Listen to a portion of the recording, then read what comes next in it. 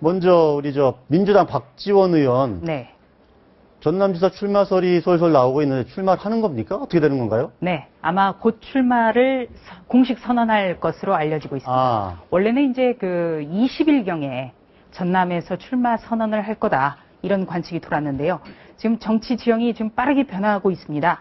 일요일날 갑작스럽게 민주당과 안철수 신당이 통합신당 창당이라는 큰 사건을 벌였기 때문에. 그렇죠. 예. 그래서 여기에 따라서 안철수 신당과 연계지어서 자신의 거취를 결정하겠다고 이렇게 밝힌 박지원 의원도 뭔가 변화가 있지 않겠느냐 이런 관측이 나왔거든요. 근데 그 출마 시기가 더 빨라질 것 같습니다.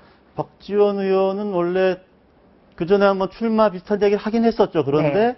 안철수 신당에서 뭐 큰 인물이 나오면 그때는 내가 나갈 수도 있겠지만 그렇지 않으면 안 나가겠다 이런 취지의 말을 했던 것 같은데 말이 바뀐 겁니까? 그럼? 그렇습니다. 이제 박지원 의원이 전남도지사 출마를 좀 검토하고 있다라고 가능성을 열어놓은 게 올 초부터였는데요. 항상 전제가 붙었습니다.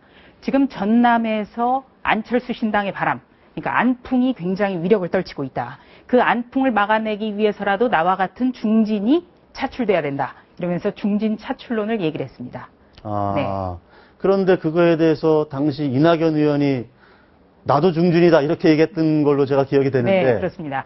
이낙연 의원의 경우는 지난해 여름에 일찌감치 도지사 출마를 하겠다 이렇게 정리를 하고 사실 그동안 계속 전남에서 텃밭을 갈고 닦아왔습니다. 서울에 아마 본회의라든지 아주 큰 일정이 있는 경우 외에는 전남에서 살다시피 했거든요. 네. 네.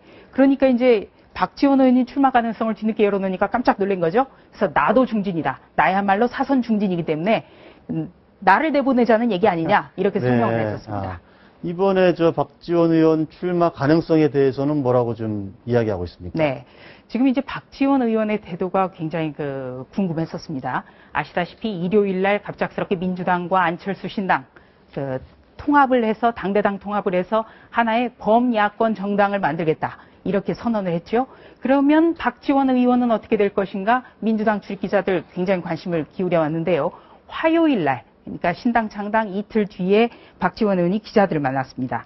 전남도지사 출마 얘기를 하지 않았는데도 지역에서 지지를 많이 보내주신다. 책임감이 강하게 느껴진다. 지도자는 잔인한 결정을 해야 된다. 이렇게까지 얘기를 했습니다. 아, 이거에 대해서 이낙연 의원이 한참 준비하고 있는데 슬슬 나오려고 하니까 상당히 발끈했을 것 같아요. 예. 네. 그래서 바로 이제 박지원 의원의 이런 발언이 알려지면서 이낙연 의원 성명을 냈습니다. 이낙연 의원이 원래 좀 점잖은 편이라서 남을 잘 비판을 안 하는데요. 그 성명을 낸 것도 이례적이었지만 그 내용도 이례적이었습니다. 네, 노욕이다. 거짓말을 심판해야 된다. 말바꾸기다. 예. 사욕이다. 그러니까 사욕이자 노욕이라는 겁니다. 박지원 의원이 전남도지사 출마하겠다는 거는. 예. 아, 근데 원래 두 분이 김대중 전 대통령의 신뢰를 아주 각별히 받았던 분들이잖아요. 네. 아마 이낙연 의원 같은 경우는 기자 시절부터 네. 김대중 대통령 취재를 오래 했었고, 네. 또 박지원 의원은 영원한 대통령이 비서실장으로 비서실장. 불리지 않습니까? 예, 예. 그 두 분의 그런 관계도 참 재밌을 것 같아요. 네. 두 분 하면 참 DJ의 제자, 가장 대표적인 두 인물인데요. 두 분의 인연은 한 20여 년 가까이 이어져 내려왔습니다. 좀 설명을 드릴까요?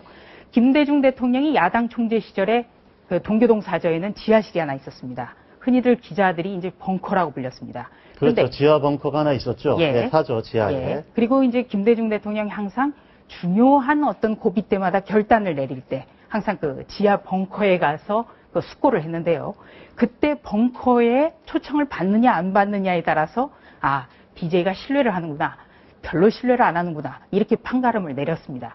그런데 당시에 동아일보 정치부의 DJ 마크맨이었던 이낙연 기자 정말 수시로 불려다녔습니다. 네. 그러니까 어떤 기자가 종군 기자냐 참정 기자냐 이런 논란이 항상 나오는데요. 어떤 사물을 보는 관점이 그만큼 논리적이고 전망을 잘했기 때문에 DJ가 조언을 많이 구했다고 합니다. 그래서 이낙연 의원의 경우에는 이제 수시로 불려다녔고. 우리 조 차장은 혹시 안 가봤어요? 저는 이제 세대가 달려서 못 갔습니다만 네. 중앙일보의 어떤 대기자 한 분이 이런 칼럼을 쓴 적이 있습니다. 나는 DJ 벙커에 2번 초청을 갔는데 내가 알기로 이낙연 기자는 12번을 갔다. 그렇습니까? 그 정도로 하여튼 DJ가 굉장히 신임을 두텁게 하던 아. 기자가 바로 이제 동아일보 정치부의 이낙연 기자였고, 또 DJ가 여러 차례 이낙연 기자에게 좀 정치를 했으면 좋겠다, 이렇게 권유를 했고요. 결국엔 2000년 16대 총선 때 이낙연 의원에게 공천을 준 사람도 DJ였습니다. 이낙연 기자에게 이제 예. 공천을 줘서 이제 의원이 됐죠. 영입을 했죠. 예, 일종의. 예, 예. 그래서 이제 그 뒤로 새천년민주당이라는 여당의 대변인, 그리고 사무총장, 그리고 나중에 그 원내대표도 했고요. 또 최근까지는 전남 도당위원장을 했습니다. 네, 박지원 의원의 경우에는 뭐 누가 뭐래도 DJ 복심인데요. 1990년대 초반에 뒤늦게 좀 합류를 했습니다. 그러니까 동교동계 가신그룹과는 좀 출신 성분이 다른 거죠. 그렇죠. 네. 동교동계라고 하긴 조금 범동교동계에 들어가는 거죠. 그렇습니다. 예, 예. 원래 이제 동교동계 하면 DJ의 비서를 했던 가신그룹을 일컫는 얘기죠. 뭐 김옥도 의원, 네. 뭐 권노갑, 권노갑, 한화갑, 예. 최재승 이런 예. 분들인데요.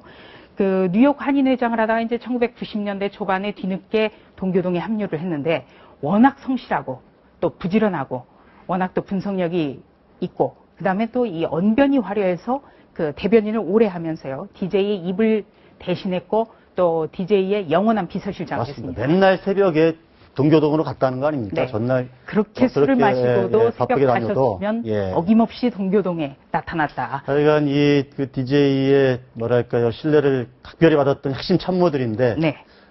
잘하면 이제 어떤지는 모르지만 전남지사 후보자를 놓고 네. 경선이 세게 붙을 가능성도 있겠네요. 네.